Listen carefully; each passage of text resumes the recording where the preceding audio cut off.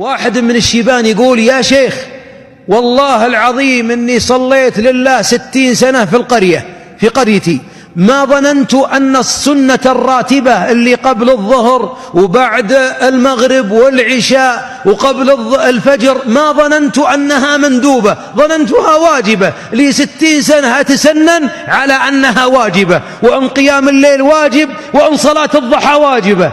الله يحسن عزاكم اللي ما تصلون. يقول: قلت: والله لو أنك تعزينا حتى لا عزاء لنا.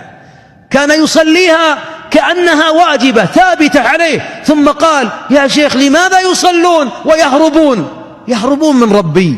يصلي والتسليمة الثانية عند النعال، يا ما يستحون من الله. عطاهم هذا الشايب الموحد.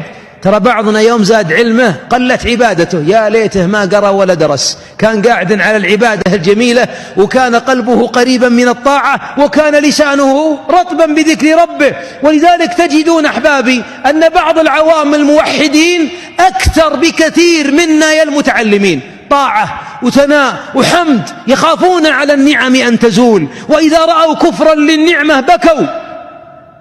شايب في الشرقية خرج فوجد كيس حب بر أي قمح موجود عند كيس الزبالة، فتح إذا هو نظيف ليس به سوس ولا حب، فجلس عنده يبكي.